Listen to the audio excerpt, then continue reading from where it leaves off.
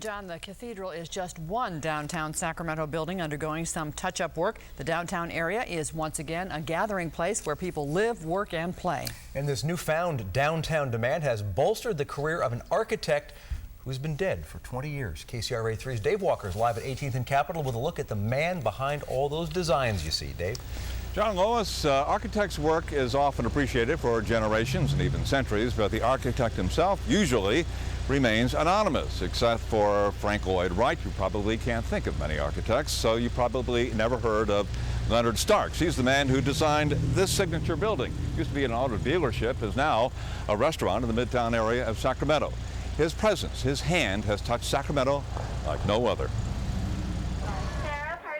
For the sushi bar, Sarah. The newest night spots in downtown Sacramento are bringing back to life three old buildings that find themselves forming the triangle of a unique renaissance in the central city. A renaissance that blends the future with the past and pays homage to perhaps the most significant designer in Sacramento history. So many notable buildings in a stone's throw from one another that it's hard for me to think of anybody in any city who's had the opportunity to do this, have this degree of impact. Leonard Starks grew up at the turn of the 20th century in San Francisco, where his architectural studies led to a small contribution to the city's Palace of Fine Arts, which influenced the rest of his life's work. A classical designer, Starks became an expert in theater work, and in 1921, his employer in New York sent him to Sacramento to design the Senator Theater on K Street.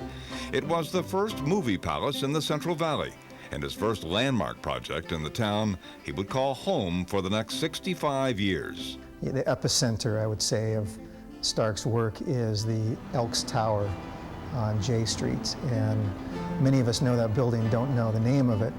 There's almost a Fantasia element to it when you look at the way it steps up to the sky. All the articulation, everything that was done here was done for your experience of it, how it made you feel when you walked up to this lobby, because it's all decoration. You know, it's not structural, it's just done for the beauty of it. And this is what you do when you're building yourself a temple, and if you're trying to make money, then you maximize your profit, then you build something like that. At 14 stories, it was the tallest building in town. The top floor nightclub provided a remarkable view of the neon lights below. Today, while the view is quite different, it shows a bird's eye view of another Starks classic, the main post office on I Street. But walking into that lobby is really amazing. It's because it's all hard materials. The stone floor, stone on the walls, even a metal ceiling. It's pretty unusual and very ornate, which was typical of Leonard Starks. A half-century ago, two British tourists were so awed by the building's Federalist style and commanding presence, they conveyed their feelings to the local postmaster, who relayed them to Starks. We have travelled the world and have never seen a more beautiful or perfectly built public structure anywhere. The post office is among several of Stark's works on the National Register of Historic Places. Others include McClatchy High School on Freeport Boulevard, the Fruit Exchange Building on the corner of 10th and N Streets, both Spanish Revival masterpieces recognized as national landmarks. He also fashioned smaller-scale treasures, including the first automobile dealerships in the Sacramento region. Starks had a tremendous eye for the simple beauties and the subtlety of touch. And you can see the scroll work and the plaster relief up around the name on the building. It's all very pleasing to the eye, whether you're a trained architect or designer or whether you're someone simply living around the building. Despite the quality and the quantity of the Stark works that still stand, nothing evokes more passion than one that has been gone for 3 decades, the Alhambra Theater. It stood here at the corner of K and what was then 31st Street, a magical paradise that included gardens and even fountains, one that still remains today.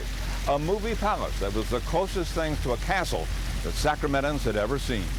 It had a promenade up to the box office so that when you went there, you felt like you really were going into an Arabian-type palace. Lifelong Sacramentan Nora Rodriguez has a brick from the theater right in her fireplace. What I really remember was when I was a teenager and Blackboard Jungle was playing Rock Around the Clock. And we all got out in the aisles and started dancing to that music. The whole theater was just, everybody was in the aisles dancing to that. Despite its grandeur and fairy tale features, the Alhambra didn't make it. joining other movie houses in falling victim to multi-screen suburban cinemas.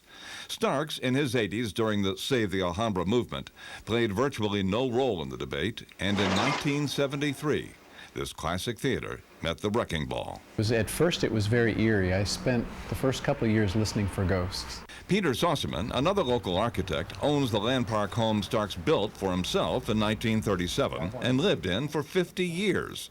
The house has a museum-like quality to it, featuring craftsmanship and detail far beyond what is seen in more modern homes. I consider it a privilege, trying to live here and adapt it for modern use without messing anything up, because it really was so well thought out, and it really is a nice slice of architectural history in Sacramento. That's Leonard right there, and that's me. Nearing retirement, Starks hired an architect from Chicago to take over his firm and bring it into the modern era. Dan Nacht, now 89, remembers his colleague fondly. I think about him quite often because he'd have me over his home all the time, and he was certainly a mover. You know, he didn't sit on his butt all the time. He was out doing things, and I would say he was very instrumental in getting, you know, certain work done around here. Everything he did had quality. That's why these buildings are still there.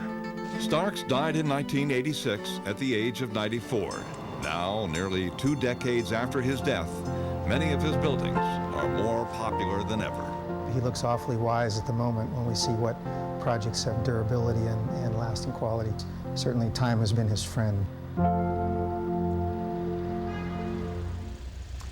So now you know all those buildings you've seen for years, the man who designed them. And Ron Bralakas, a local architect, wants to put a plaque on this building behind us to honor Stark's contribution to the city. He also wants to rename the alley behind the restaurant Stark's Way.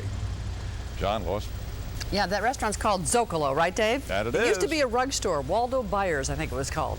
It did. What a job they've done. It's gorgeous. You drive around Sacramento and you see these buildings a million times, and all of a sudden you're stuck in traffic, you're at a red light, and you look up and you kind of meander and wander and you go, wow, I never noticed that. And now we know who made them. Yep.